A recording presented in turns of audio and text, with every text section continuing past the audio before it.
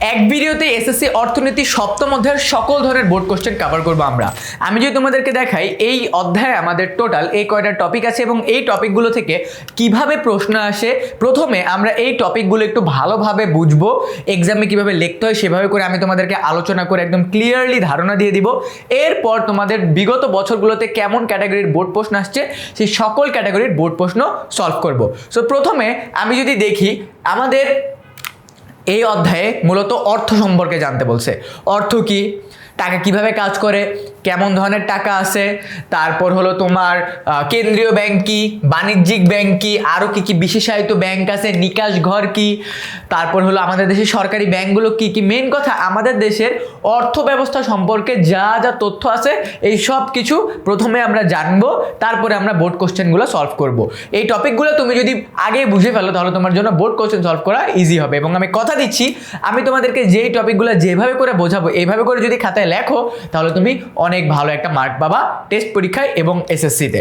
So আমি যদি তোমাদেরকে প্রথমেই বলি অর্থ কি, প্রথম কোশ্চেন হলো ভাইয়া অর্থ কি। এখান থেকে কিন্তু প্রশ্ন আসবেই, অর্থ কি। মনে রাখবা অর্থ হলো মূল্যের পরিমাপক। অর্থ কি আমাদের? অর্থ হলো আমাদের মূল্যের পরিমাপক। প্রাচীন যুগে যখন আগে কোনো টাকা পয়সা ছিল না তখন ছিল বিনিময় মাধ্যম, মানে দ্রব্যের বিনিময়ে দ্রব্য বিনিময় মাধ্যম।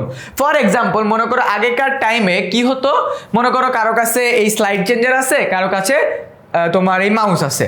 এখন যার কাছে মাউস আছে ওর কাছে আবার স্লাইড চেঞ্জার নাই, আবার যার কাছে স্লাইড চেঞ্জার বেশি আছে তার কাছে আবার মাউস নাই।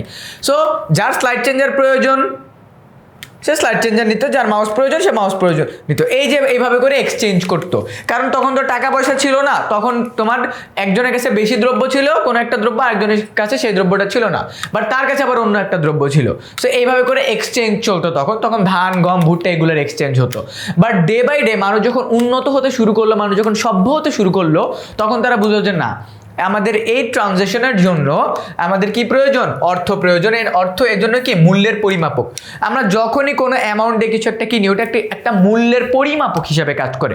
এসএসসি পরীক্ষায় তোমাদের এই জায়গা থেকে ক মার্কের প্রশ্ন আসবে, অর্থ কি, অর্থ কাকে বলে। মনে রাখবা ডিরেক্ট লিখবে এভাবে, অর্থ হলো মূল্যের পরিমাপক। এবার আমরা জানবো অর্থ কয় ধরনের হতে পারে। অনেকের মাথায় প্রশ্ন, অর্থেরও আবার ধরন আছে? হ্যাঁ, অর্থেরও ধরন আছে। আমরা অর্থকে বা টাকাকে আমরা দুই ভাগে ভাগ করি।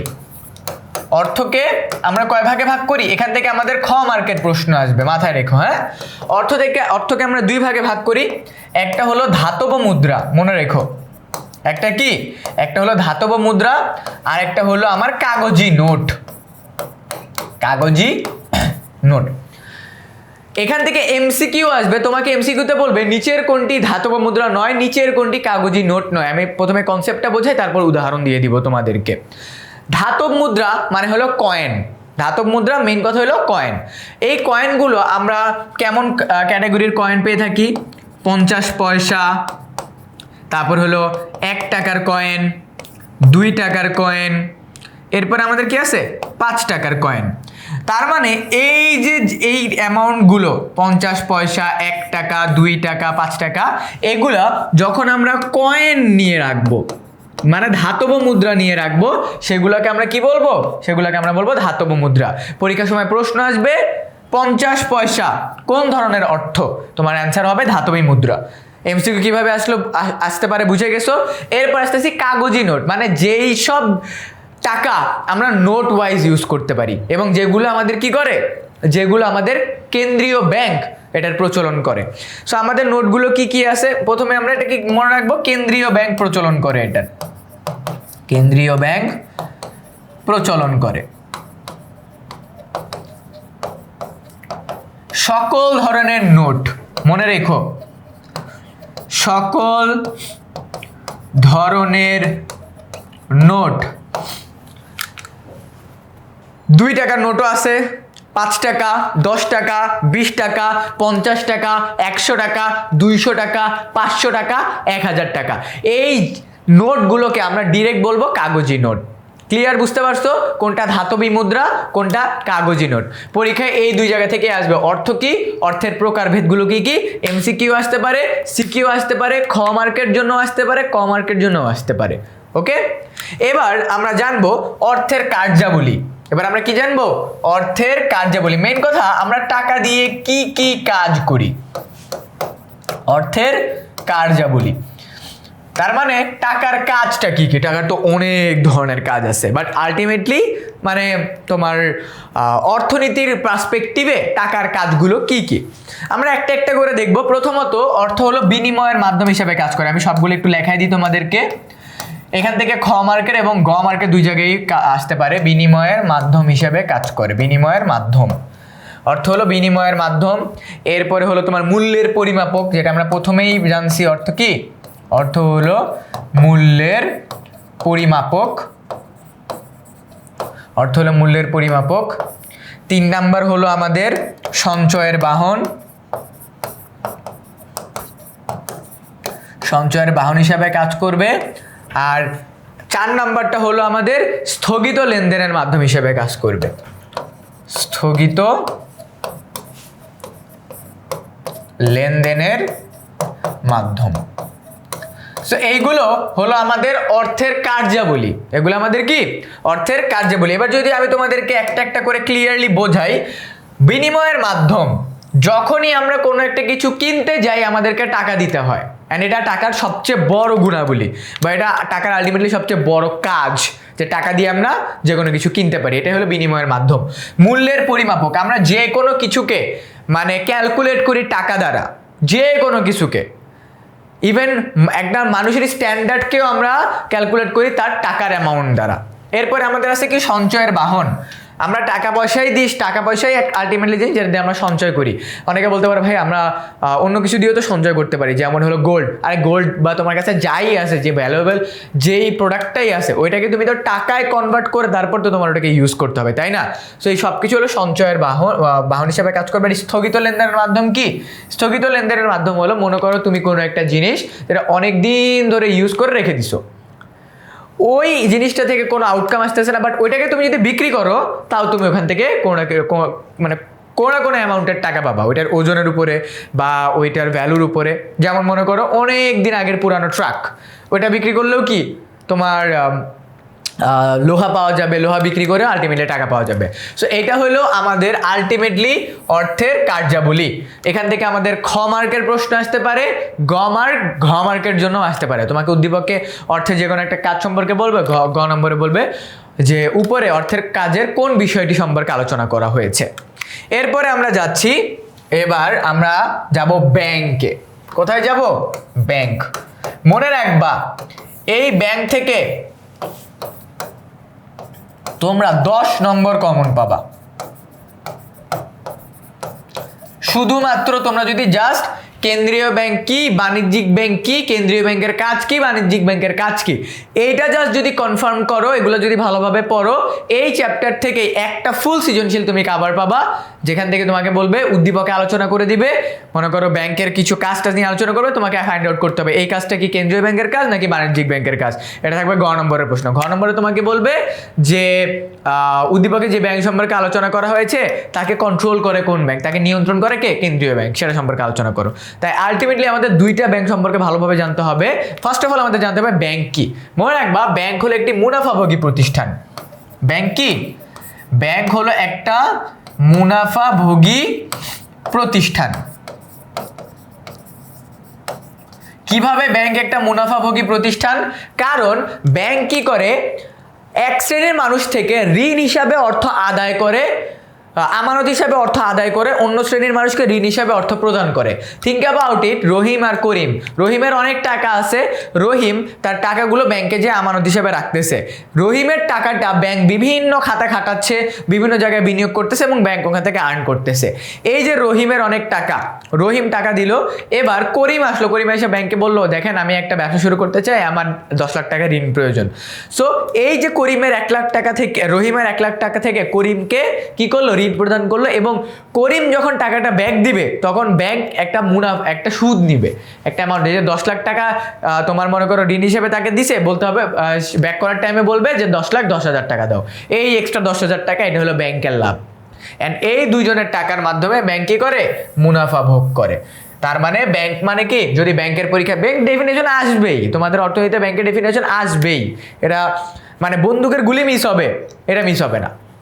ব্যাংক হলো একটি আর্থিক প্রতিষ্ঠান বা একটি মুনাফাভোগী প্রতিষ্ঠান যা সমাজের এক শ্রেণীর মানুষ থেকে আমানত হিসেবে অর্থ সংগ্রহ করে এবং অন্য শ্রেণীর মানুষকে ঋণ হিসেবে অর্থ প্রদান করে এবং উভয়ের অর্থের পার্থক্যের মাঝে মুনাফা অর্জন করে, তাকে আমরা বলবো কি, ব্যাংক বলবো। ব্যাংকে আমরা দুই ভাগে ভাগ করে থাকি প্রধানত, ব্যাংকে আমরা প্রধানত দুই ভাগে ভাগ করে থাকি, ব্যাংকে আমরা প্রধানত দুই ভাগে ভাগ করে থাকি। একটা হলো আমাদের বাণিজ্যিক ব্যাংক, একটা হলো আমাদের বাণিজ্যিক ব্যাংক, আর একটা হলো আমাদের কেন্দ্রীয় ব্যাংক। কেন্দ্রীয় ব্যাংক, ব্যাংকের ডেফিনেশন আমরা একটু আগে যে পড়লাম, এক শ্রেণীর মানুষ থেকে আমানত হিসাবে অর্থ সংগ্রহ করে অন্য শ্রেণীর মানুষকে ঋণ হিসাবে অর্থ প্রদান করে, ওইটা আলটিমেটলি হলো বাণিজ্যিক ব্যাংক। মানে আমরা যেখানে গিয়ে টাকা পয়সা রাখি ওইটা আলটিমেটলি বাণিজ্যিক ব্যাংক। তাহলে ভাইয়া কেন্দ্রীয় ব্যাংক কি? মনে রাখবা, বাণিজ্যিক ব্যাংক স্টার্ট হইতে হলে তাকে 500 কোটি টাকা, মনে রাখবা 500 কোটি টাকা রিজার্ভ রাখতে হয়।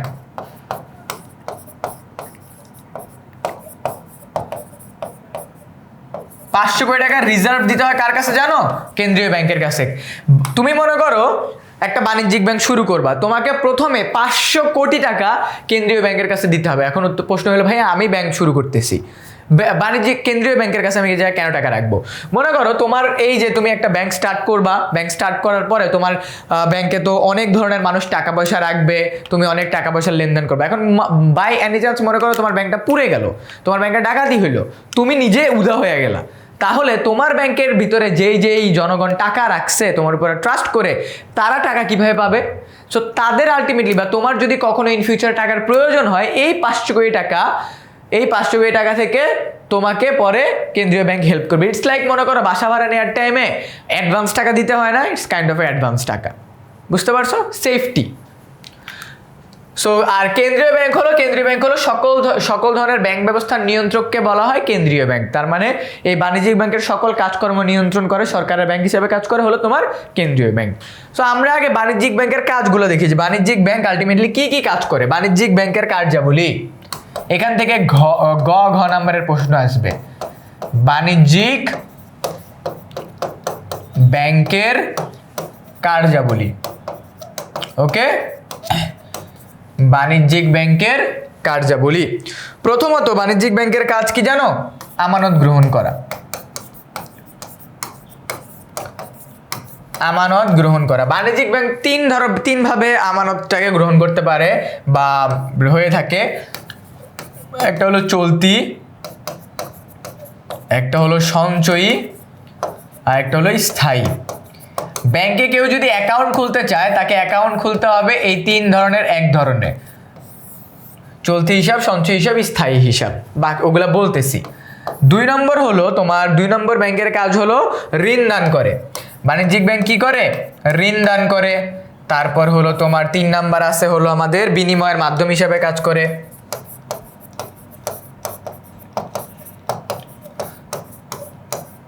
বিনিময়ের মাধ্যম সৃষ্টি করে। তারপর আছে হলো তোমার, তারপর আর কি আছে? বিনিময়ের মাধ্যম হিসেবে কাজ করে। এরপর আছে হলো আমাদের দেশীয় ও বৈদেশিক বাণিজ্যে সহায়তা করে। দেশীয় ও বৈদেশিক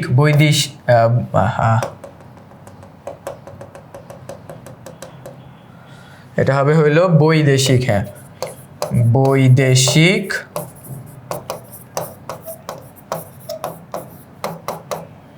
বাণিজ্য সহায়তা করে। 5 নাম্বার হলো আমাদের অর্থ স্থানান্তরে সহায়তা করে, মানে এক জায়গা থেকে আরেক জায়গায় অর্থ পাঠাইতে সহায়তা করে। তারপর হলো 6 নম্বর আছে হলো আমাদের রেমিটেন্স আনতে সাহায্য করে। রেমিটেন্স আনতে সাহায্য করে। 7 নাম্বার হলো আমাদের সঞ্চয় বৃদ্ধি করে।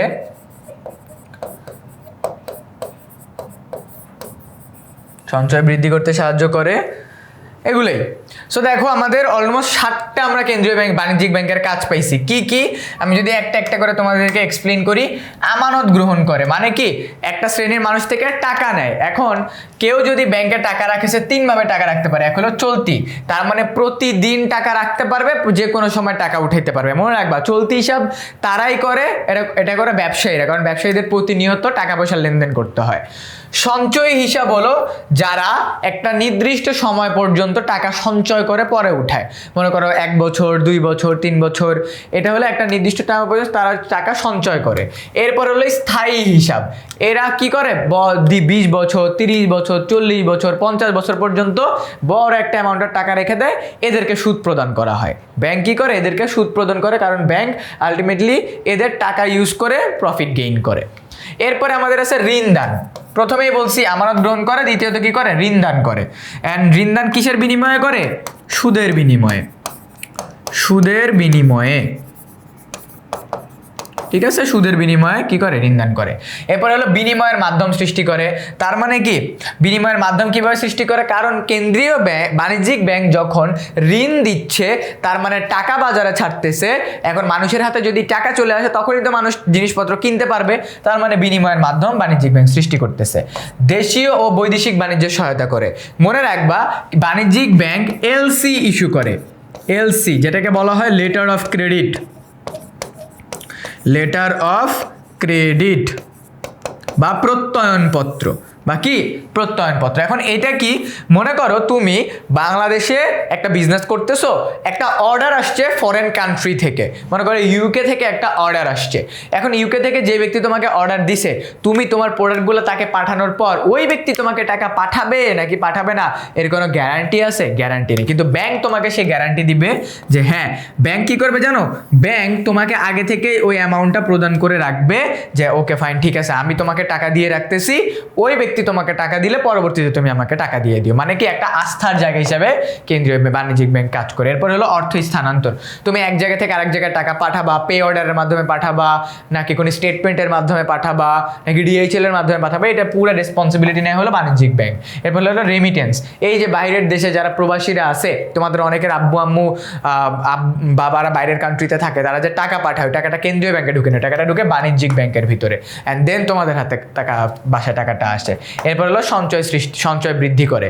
যখন মানুষকে ব্যাংক ঋণ প্রদান করে, যখন মানুষের কাছে মানুষ আমানত রাখে, তো আলটিমেটলি কি সঞ্চয় তো করে মানুষ, আলটিমেটলি টাকা কি করে, সঞ্চয় করে না। অ্যান্ড এই পুরো প্যাকেজটাই হলো কেন্দ্রীয় বাণিজ্যিক ব্যাংকের কাজ। তার মানে বাণিজ্যিক ব্যাংক এই ক্যাটাগরির কাজগুলো করে থাকে। উদ্দীপকে তোমাকে যখন কোনো একটা সিনারিও দিবে, তখন এই কয়টা বিষয়ের উপর ভিত্তি করে তোমাকে সিনারিওটা দিবে, তোমাকে জাস্ট ফাইন্ড আউট করতে হবে সেটাকে কেন্দ্রীয় ব্যাংক নাকি বাণিজ্যিক ব্যাংক। ক্লিয়ার ভাইয়া? হ্যাঁ, বুঝতে পারছো আই গেস। এবার আমরা পরেরটা জানবো। এবার আমরা জানবো হলো কেন্দ্রীয় ব্যাংক। বাণিজ্যিক ব্যাংক জেনে গেছি, এবার আমরা জানবো হলো কেন্দ্রীয় ব্যাংক, যে কেন্দ্রীয় ব্যাংকের কাজগুলো কি কি, বা হলো কেন্দ্রীয় ব্যাংকের কার্যাবলী। কেন্দ্রীয় ব্যাংকের কার্যাবলী জানবো আমরা এবার। কার্যাবলী, এই টপিকগুলো পড়া শেষ করে আমরা বোর্ড কোশ্চেন সলভ করবো। সো কেন্দ্রীয় ব্যাংকের প্রথম কার্যাবলী কি, নোট ও মুদ্রা প্রচলন করা। নোট ও মুদ্রা প্রচলন করা। তার মানে কেন্দ্রীয় ব্যাংক কি করে, মানে যত ধরনের নোট আর টাকা পয়সা ইস্যু করা আছে, এগুলো কেন্দ্রীয় ব্যাংকের কাজ। দ্বিতীয়ত হলো সরকারের ব্যাংক। মনে রাখবা সরকারের যত ধরনের অর্থনৈতিক ডিসিশন আছে সবগুলা নেয় হইল কে, কেন্দ্রীয় ব্যাংক। সরকারকে তোমার যত ধরনের ডিসিশন নিতে সাহায্য করে কেন্দ্রীয় ব্যাংক। এরপরে হলো অন্যান্য ব্যাংকের ব্যাংক। অন্যান্য ব্যাংকের ব্যাংক, তার মানে কেন্দ্রীয় ব্যাংক অলওয়েজ একটা ঋণের শেষ আশ্রয়স্থল হিসেবে কাজ করে। আমাদের যখন একদম দেয়ালে পিঠ থেকে যায়, অনেক টাকা পয়সার প্রয়োজন, তখন আমরা আম্মুর কাছে টাকা চাই না, এজন্য মানে মায়ের সাথে তুলনা করা হয় কেন্দ্রীয় ব্যাংককে। এজন্য বলা হয় কেন্দ্রীয় ব্যাংক হলো সকল ব্যাংক ব্যবস্থার জননী, সকল ব্যাংক ব্যবস্থার জননী। কারণ আলটিমেটলি আমরা হেল্প চাই আমাদের মার কাছে, মানে বাবার কাছেও চাই, বাট আলটিমেটলি আমরা মার কাছে সবচেয়ে বেশি কমফোর্টেবল ফিল করি। সো এই জন্য অন্যান্য ব্যাংকের ব্যাংকও কে, কেন্দ্রীয় ব্যাংক। এরপরে আছে কি ঋণ নিয়ন্ত্রণ করে। বাজারে যখন অনেক টাকা পয়সা চলে আসে মানুষের হাতে, ওইটাকে কন্ট্রোলও করে কে, ওইটাকে কন্ট্রোল করে হলো তোমার কেন্দ্রীয় ব্যাংক। মানে আমরা যখন অনেক বেশি উশৃঙ্খল হয়ে যায়, টান দিয়ে ধরে, কে আম্মু ধরে না, এটাই করে হলো কেন্দ্রীয় ব্যাংক। পুরা সবার টান দিয়ে ধরে যে অতিরিক্ত বেশ বাড়ছো। হ্যাঁ, সর্বশেষ ঋণদাতা। সর্বশেষ ঋণদাতা, ওই যে পকেটে টাকা পয়সা না থাকলে তখন হেল্প করে। এরপর হলো কে, বিনিময় হার নির্ধারণ। বিনিময় হার নির্ধারণ মানে আমরা কতটুকু সুদের হার দিতে পারবো বা কতটুকু লেনদেন করতে পারবো এটা নিয়ন্ত্রণ করে। And last, and this is the 3 star one, the 4 star, the 5 star one, নিকাশ ঘর। নিকাশ ঘর হিসাবে কাজ করে। সবার কোশ্চেন এক জায়গায়, ভাইয়া নিকাশ ঘর কি, নিকাশ ঘর কি, নিকাশ ঘর কি। তোমাদেরকে বলে রাখি নিকাশ ঘর আলটিমেটলি কি, আমি কিন্তু উপরে সবগুলো আলটিমেটলি বুঝে দিছি। নিকাশ ঘর এখান থেকে তোমার খ মার্কের SQ, CQ, MCQ সব কিছু আসবে নিকাশ ঘর থেকে। নিকাশ ঘরটা কি একদম সহজভাবে বোঝাই। আমাদের দেশে যত ধরনের ব্যাংক আছে, এই ব্যাংকগুলো একজন আরেকজনের সাথে লেনদেন করে। ফর এক্সাম্পল মনে করো জনতা ব্যাংকের ইমিডিয়েটলি 1 কোটি টাকা দরকার। এখন জনতা ব্যাংক কি করবো, আশেপাশের কয়েকটা ব্যাংকের সাথে যোগাযোগ করলো, রূপালী ব্যাংক, পূবালী ব্যাংক, তারপর হলো তোমার কেন্দ্রীয় আর কি আছে সোনালী ব্যাংক, এদের কাছে যোগাযোগ করলো, সবার থেকে 1 কোটি টাকা অ্যারেঞ্জ করলো। এই যে 1 কোটি টাকা অ্যারেঞ্জ করলে তোমার রূপালী ব্যাংক সবাইকে প্রদান করলো, বা যার টাকাটা প্রয়োজন ছিল সে অন্যদের থেকে টাকাটা অ্যারেঞ্জ করলে কি করলো, টাকাটা তোমার প্রদান করলো। এই যে টাকাটা প্রদান করবে, এখন সারাদিন পরে অন্যান্য ব্যাংকের হিসাবের ভিতরে তো যত টাকা তোমাকে প্রদান করছে এটা হিসাব মিলাইতে হবে না। এবার পুরো সারাদিনের ব্যাংকের মনে করো আমাদের দেশে মনে করো রাত 7টার পরে সকল ব্যাংকের কাজ অফ, 6টার পরে আলটিমেটলি অফ হয়ে যায়। সো অফ হওয়ার পর কেন্দ্রীয় ব্যাংক কি করবে, তাদের একটা আলাদা মিটিং রুম আছে, ওই মিটিং রুমের ভিতরে এবার তারা দেখবে কোন ব্যাংক আরেকটা ব্যাংকের থেকে টাকা নিছে। এখন ওই টাকাগুলোকে মিটমাট করে ফিক্স যেখানে করা হয় ওইটাকে আমরা বলবো নিকাশ ঘর। এটাকে বলা হয় আন্তঃব্যাংকিং লেনদেন ঘর। আন্তঃব্যাংকিং মানে একটা ব্যাংক আরেকটা ব্যাংকের সাথে যে লেনদেন করে ওটা নিষ্পত্তি বা ওটা যেখানে সলভ করা হয় এটাকে বলা হয় কি, নিকাশ ঘর। এর জন্য নিকাশ ঘরকে বলা হয় আন্তঃব্যাংকিং তোমার নিষ্পত্তি ঘর, নিকাশ ঘরকে বলা হয়। সো এগুলো হলো আমাদের কেন্দ্রীয় ব্যাংকের কাজ, এগুলো হলো আমাদের বাণিজ্যিক ব্যাংকের কাজ। এবার আমাদেরকে ছোট্ট একটা জিনিস জানতে হবে, সেটাকে বলা হয় বিশেষায়িত ব্যাংক। তোমাদের বইয়ের ভিতরে অনেকগুলো আছে দেখবা, সমবায় ব্যাংক, কৃষি ব্যাংক, তারপর হলো তোমার হংকং সাংহাই ব্যাংক, বিশেষায়িত ব্যাংক, তারপর হলো বাংলাদেশ ডেভেলপমেন্ট ব্যাংক, ঠিক আছে। ওকে, বিশেষায়িত ব্যাংক কি, কোনো বিশেষ কাজের জন্য যে ব্যাংক গঠিত, কোনো বিশেষ কাজের জন্য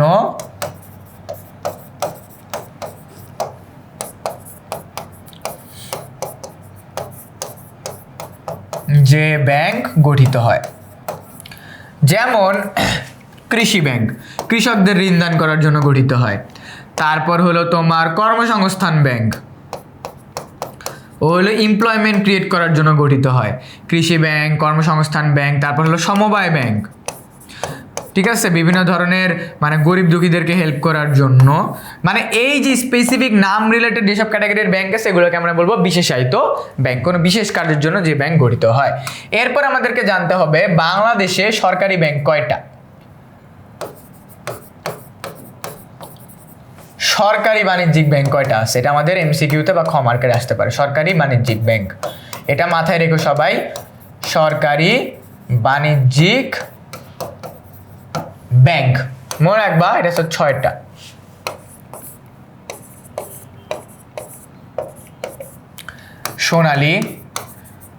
সোনালী ব্যাংক, সোনালী, রূপালী, জনতা, অগ্রণী, basic, BDBL, Bangladesh development bank limited.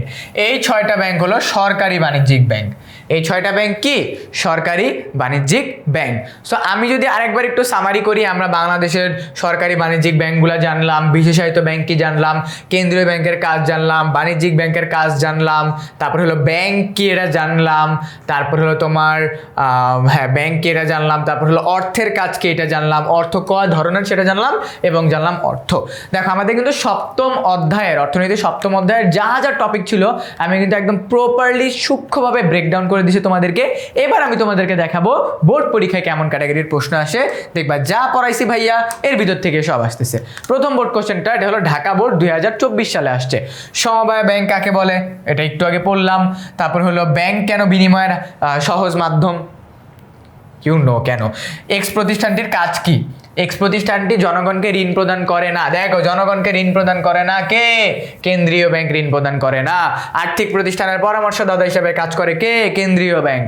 Y প্রতিষ্ঠানটি জনগণের কাছে আমানত গ্রহণ করে। দেখো যেভাবে বলছি ওইভাবে করে আসে, তার মানে আমরা বুঝে গেছি এক্স প্রতিষ্ঠান হলো কেন্দ্রীয় ব্যাংক, ওয়াই প্রতিষ্ঠান হলো বাণিজ্যিক ব্যাংক। এবার বাংলাদেশের আর্থসামাজিক উন্নয়নে ওয়াই প্রতিষ্ঠানের ভূমিকা মানে তার কাজগুলোকে ব্যাখ্যা করে দিতে হবে। ইজি। সমবায় নীতিমালার ভিত্তিতে গঠিত, পরিচালিত এবং নিয়ন্ত্রিত ব্যাংকে সমবায় ব্যাংক বলা হয়। এরপর আমাদের আছে অর্থ বিনিময়ের মাধ্যম, একটু আগে আলোচনা করছি। তারপর হলো এক্স প্রতিষ্ঠানটি হলো কেন্দ্রীয় ব্যাংক, একদম কেন্দ্রীয় ব্যাংকের কাজ যেইভাবে করে আলোচনা করছি। প্রথমে সংজ্ঞা দিবা, তারপর হলো কার্যাবলীগুলো ব্যাখ্যা করবা, কাজ শেষ।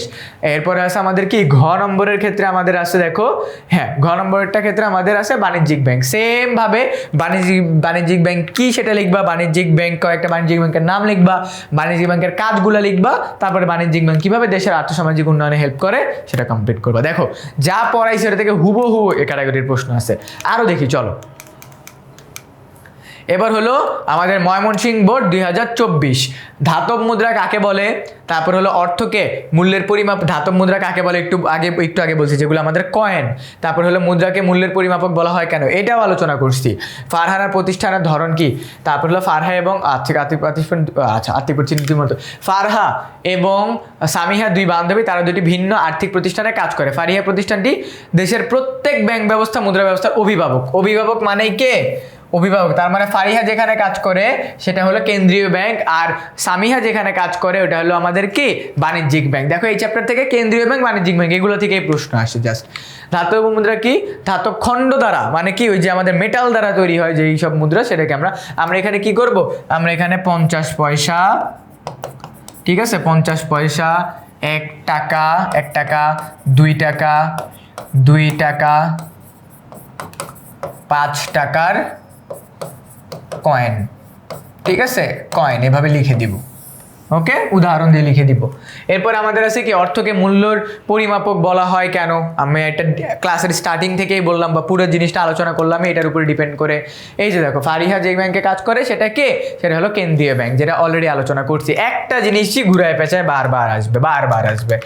আর হলো ফারিহা সামিহা আর আর্থিক প্রতিষ্ঠান দুটির তুলনামূলক পার্থক্য, তার মানে কেন্দ্রীয় ব্যাংক এবং বাণিজ্যিক ব্যাংক দুইটার মধ্যে পার্থক্য দিতে হবে। যে কার্যাবলীগুলো আছে কার্যাবলীকে পাশাপাশি লিখবা, পার্থক্য হয়ে যাবে। ডান ভাইয়া। এরপরে আছে আমাদের 3 নম্বর কোশ্চেন, বিহিত অর্থ কি, জানি আমরা। এরপরে আছে হলো তোমার অর্থ কিভাবে মূল্যের পরিমাপক হিসাবে কাজ করে, এটা রাজশাহী বোর্ড 2024 আসছে। এরপর আছে হলো তোমার উদ্দীপকের খ নামক ব্যাংকটি, খ ব্যাংক কি করে, আচ্ছা অপরদিকে খ নামক ব্যাংকটি দেশের মুদ্রা প্রচলন করে কেন্দ্রীয় ব্যাংক, তার মানে ক ব্যাংকটি হলো তোমার বাণিজ্যিক ব্যাংক, ক বাণিজ্যিক ব্যাংক, খ আছে কেন্দ্রীয় ব্যাংক। খ নামক ব্যাংকটির ধরন এবং কার্যাবলী একটু আগে আলোচনা করছি, যেটা আমাদের কেন্দ্রীয় ব্যাংক করে থাকে। আর্থসামাজিক উন্নয়নে ক, মানে 3টা সৃজনশীল দেখতেছি বিগত বছরের, 3টাই সেম, কেন্দ্রীয় ব্যাংক নাকি বাণিজ্যিক ব্যাংক, কেন্দ্রীয় ব্যাংক নাকি বাণিজ্যিক ব্যাংক। তোমাদেরকে এরকম আরও 4 থেকে 5টা সৃজনশীল দেখাই, সেইগুলো আমাদেরকে এখানে এক্সপ্লেইন করা আছে। ওকে, এক্সপ্লেইন করে দিছি। তারপর হলো আমি যদি তোমাদেরকে দেখছো, এটা হলো আমাদের বাণিজ্যিক ব্যাংক। এরপরে বিহিত অর্থ কি, এটা একটু আগে দেখলাম দেখো রাজশাহী বোর্ড 2024 যেটা আসছে, একই ক্যাটাগরি আরেকটা আসছে দিনাজপুর বোর্ড 2024। বিহিত অর্থ কি, ব্যাংক সৃষ্ট অর্থ গ্রহণে কাউকে বাধ্য করা যায় না কেন, কারণ নোটের উপরে লেখা থাকে চাহিবা মাত্র তা ইহার বাহককে এটা প্রদান করতে হবে, টাকার উপরে দেখবা লেখা থাকে। ওকে, এরপর হলো আনিস সাহেব কোন ব্যাংকে কর্মরত আছেন, দেখি। আর উদ্দীপকে আনিস সাহেব কর্মরত ব্যাংক জনগণকে দেখি লিখেছে জনগণের কোনো হিসাব খোলা হয় না, জনগণ হিসাব খুলতে পারে না কোন ব্যাংকে, কেন্দ্রীয় ব্যাংকে। তার মানে আনিস সাহেব কাজ করে কেন্দ্রীয় ব্যাংকে।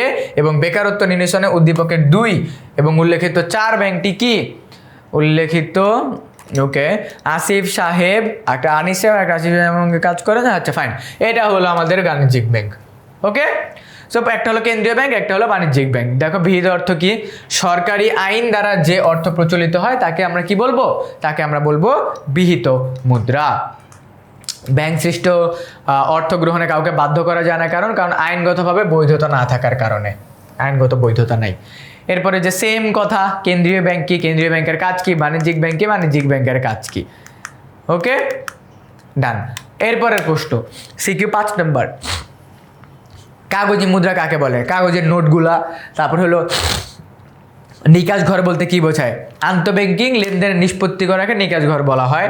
আর্থিক প্রতিষ্ঠানটি কোন ধরনের? চলো দেখি। সাকিব একটি আর্থিক প্রতিষ্ঠানে কর্মরত যা অর্থনীতি প্রণয়ন ও ঋণ নিয়ন্ত্রণ করতে পারলেও জনগণকে ঋণ দিতে পারে না। তার মানে সাকিব যেখানে কাজ করে সেটা হলো কেন্দ্রীয় bank. On the other hand Rakib যেখানে কাজ করে তাহলে হুবহু এটা চলে যাবে বাণিজ্যিক ব্যাংক। 5টা সৃজনশীল সলভ করলাম, একই ধরনের, সবগুলো একই ক্যাটাগরির। ওকে, নিকাশ ঘরে এখানে বলে দিছি। আমরা একটু বাকি চ্যাপ্টারের সৃজনশীলগুলো দেখি। 6 নম্বরটা কি বলছে আমাদেরকে? এক্স হলো এমন একটা ব্যাংক যেটা 1973 সালে প্রতিষ্ঠিত হয়। তার মানে এটা কি করে? ঋণ প্রদান করে, ঋণ পরিশোধ করতে পারে, সর্বোচ্চ 18 মাসের মধ্যে ঋণ পরিশোধ করতে হবে। আর ওয়াই হলো এমন একটা ব্যাংক 2009 সালে উৎপত্তি হয়, ঋণ প্রদান করে, ঋণ পরিশোধের সর্বোচ্চ। Okay fine. তাহলে মানে ওয়াই হলো আমাদের কেন্দ্রীয় ব্যাংক। প্রতীকী মুদ্রা কি? নিকাশ ঘর বলতে কি বোঝে? দেখছো নিকাশ ঘর থেকে এসকিউ আসতেছে বারবার। ওয়াই হলো, if I am not wrong, Y হলো আমাদের কি? ওয়াই হলো আমাদের বাণিজ্যিক ব্যাংক, আর এক্স হলো আমাদের কি? ভাগ্য উন্নয়নে, সাধারণ মানুষের ভাগ্য উন্নয়ন। চলো দেখি আমরা আমাদের ওয়াই হলো, হ্যাঁ ওয়াই হলো বাংলাদেশ ডেভেলপমেন্ট ব্যাংক। দেখো এখানে সাল দিয়ে দিছে, সাল দেখে আমাদের এটা একটু ডিফারেন্ট। 2009 সালে বাংলাদেশ ডেভেলপমেন্ট ব্যাংক বা বিডিবিএল যেটা আছে ওটা প্রতিষ্ঠিত হয়, ওইটা এগুলো নিয়ে কাজ করে, দেশের উন্নয়ন নিয়ে কাজ করে। আর এক্স হলো এমন একটা ব্যাংক যেটা কৃষি ব্যাংক, ওই যে স্বল্প মেয়াদি, মানে 1973 সালে প্রতিষ্ঠিত কৃষি ব্যাংক। আমাদের এই জিনিসটা, এইটা একটু আমাদেরকে বুঝতে হবে আলাদা করে। একটা হলো কৃষি ব্যাংক আর একটা হলো আমাদের কি? Bangladesh development bank. এটা একটু ডিফারেন্ট ছিল চট্টগ্রাম বোর্ড 2024। পরেরটায় চলে যাই আবার আমরা। ক প্রতিষ্ঠান হলো জনগণকে ঋণ প্রদান করতে পারে না, তার মানে ক প্রতিষ্ঠান হলো কি? আমাদের কেন্দ্রীয় ব্যাংক। ক্ষুদ্র, মাঝারি এবং বৃহৎ শিল্প প্রতিষ্ঠানে ঋণ দেয়, জনগণকে জমা রাখে, এটা হলো আমাদের কেন্দ্রীয় ব্যাংক। বুঝে গেছি। বিহিত মুদ্রা কি? সরকারি আইন মোতাবেক যে মুদ্রা প্রচলন করে। নিকাশ ঘর বলতে কি বোঝায় জানি। দেশে বাংলাদেশের অর্থ খ প্রতিষ্ঠানের ভূমিকা, খ হলো আমাদের বাণিজ্যিক ব্যাংক, এটার ভূমিকা, ক হলো আমাদের কি? কেন্দ্রীয় ব্যাংক, এটার ভূমিকা। ডান। নিকাশ ঘর কি? দেখো এই যে বাণিজ্যিক ব্যাংক, সেটার ভূমিকা লিখতে হবে, গুরুত্ব মানে তোমার কার্যাবলীগুলা, আর ঘ হলো কেন্দ্রীয় ব্যাংক। তার মানে আমি এটা তোমাদেরকে অলরেডি প্রুফ করে দিলাম যে আমি এতক্ষণ পর্যন্ত তোমাদেরকে যা যা পড়াইছি এর ভিতর থেকেই পুরো আমাদের বোর্ড পরীক্ষার সকল ক্যাটাগরির প্রশ্ন আছে। আমি তোমাদের জন্য এই চ্যাপ্টারে দেখবা এই চ্যাপ্টারে অলমোস্ট 10টা মতো সৃজনশীল আছে, বা যেগুলো বিগত বোর্ড পরীক্ষাগুলোতে আসছে, এবং যেই জায়গা থেকে বারবার একই ক্যাটাগরির প্রশ্ন আছে। এটা কি কেন্দ্রীয় ব্যাংক, এটা কি বাণিজ্যিক ব্যাংক, এটা কি কেন্দ্রীয় ব্যাংক নাকি এটা বাণিজ্যিক ব্যাংক। ওকে, তোমার ব্যাচের সকল আপডেট এবং ফ্রি সাজেশন পেতে চলে যাও কমেন্টে দেওয়া লিঙ্কে। তোমার সাথে দেখা হচ্ছে পরবর্তী ভিডিওতে।